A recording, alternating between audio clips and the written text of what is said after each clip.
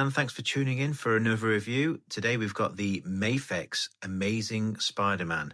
And this is, of course, the Amazing Spider-Man from The Amazing Spider-Man 2, which is the better of the two films, in my opinion, and the better suit too. So for the first suit, if you can remember, it had greyer eyes, and it was sort of more of a homemade style, I guess.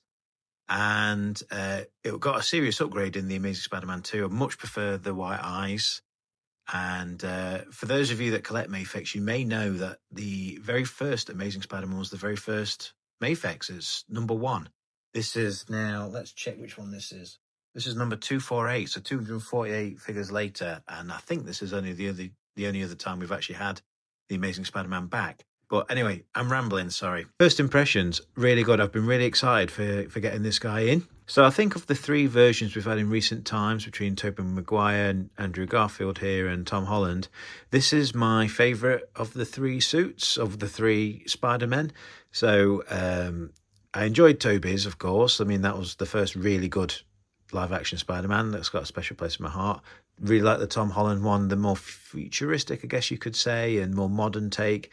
This, to me, is the most comic book version, so I'll get the comparisons in a minute, but of the 3, this is the closest to comic book, I would say. And of the 2 Amazing Spider-Man movies, this is the better of the suits, I would say. So I'm just talking about this head sculpt now. It's got the bigger white eyes, so I like big white eyes on my Spider-Man, and this is probably why I love it the most. The bigger, the better.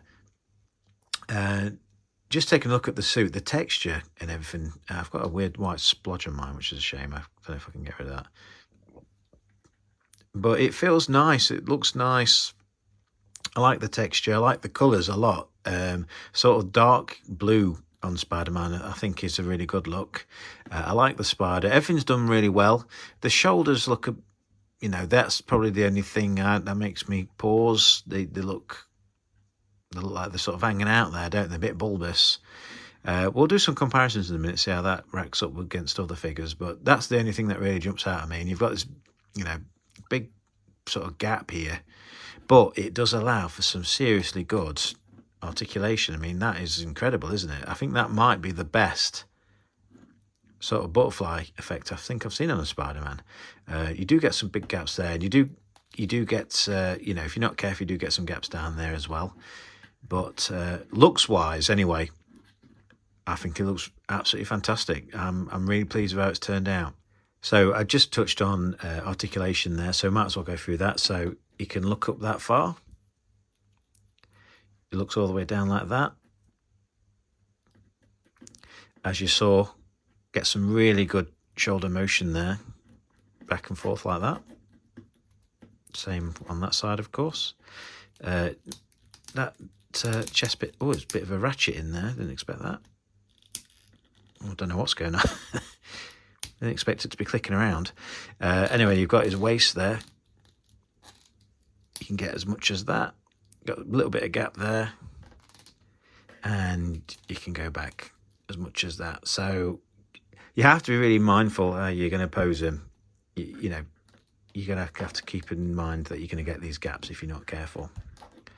You got the legs, so it goes back that far. Got the ankle there. Really generous.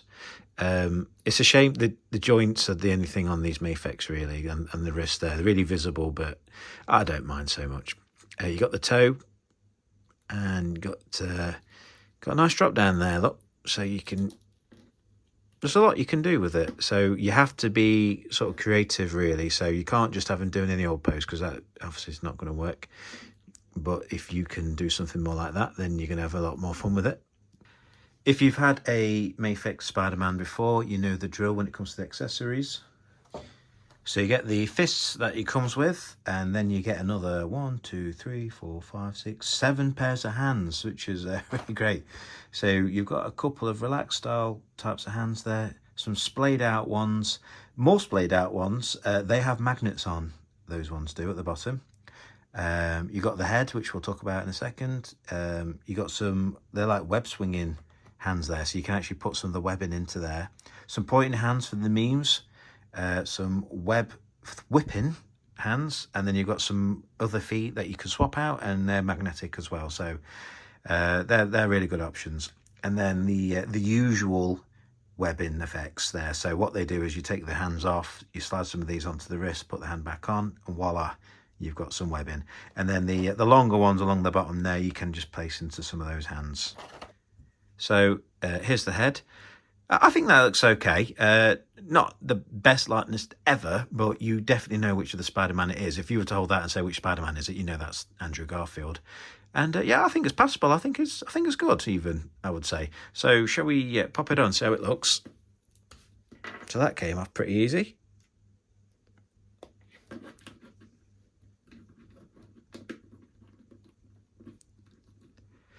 The problem with these Mafex Spider-Man, almost like Revoltech in a way, they don't really do well in a museum pose. They want to be posed really, but I did my best. So that's what it looks like there. This is probably a good time to do my first comparison, because this is how I've got my Tobey Spider-Man set up. So you see the pair of them there together. I think they look pretty good together, and it looks like Andrew is a smidge taller, which I think's correct as well. It's good, 2 or 3 millimeters there, maybe more. So I think that looks good. And the two suits look really good together, don't they? You can see how Tobey's webbing is a bit shinier, as it should be, whereas Andrew's is that black. So these look pretty good. Okay, we've got this is actually a Mezco. This is Mezco. Which one was it? I think this is the Mezco Homecoming one, actually. So you can see how those two stand nice together. This is a lot of this is a lot brighter, this blue suit, and the eyes, look how much smaller they are. This is what I'm talking about. Like my Spider-Man, everyone's got their own preference, but my Spider-Man has big eyes. So there you go. And this is the one comparison I think most people want to see. It's that classic comic book version of Spidey, I can't remember which one it was, but it's going back a few years now. And seeing them together, I still think that classic comic book version of Spidey still wins out. I think that's still my favourite Spider-Man figure ever. And just seeing them together, I'm still thinking it's not been topped yet. Just look at the difference in shoulders. I feel like these drop a touch more natural. I don't know why these are sticking out so much. I don't know if there's something I need to do with the figure, but it definitely sticks out. So I've done that. That's made it, I don't know if that's made it better or not. Maybe that's a touch more natural. It came out of the box like it was up here, but I guess if you drop the shoulder a little, does that make it look a little better? I don't know if my anatomy's way off or what, but who knows? But yeah, together, look, I think this guy is still the champ. Got a couple of non-Spider-Man figures. This is Daredevil, another Mafex figure. This is great. I love this Mafex Daredevil. It's really great. He's a lot taller than Andrew, isn't he? I'm not sure about how I feel about that. This is a comic book version, but I would have thought Daredevil and Spider-Man might have been the same height. Is Daredevil a taller character? I need to look into this. I need to do my research before I start making these videos. Maybe that's right. I don't know. And then we've got Mezco Punisher. Really great figure. Any excuse to use him, add him to hand, and I thought, why not? Especially with the Brand New Day movie coming up. It feels a bit like they're going to be together in the movie. I'm not sure. But yeah, that's looking pretty good. And to top it off, here is a classic Marvel Legends Scarlet Spider. He's getting a bit wobbly there. I don't know why that started happening. But he's another one. He's quite a bit taller, isn't he, compared to Andrew? I'm wondering if these movie Spider-Man are running a bit smaller than your average guys. Maybe it's how I've got him posed, I don't know. But yeah, there you go. So I'm going to close off by saying, really happy with it. Really good figure.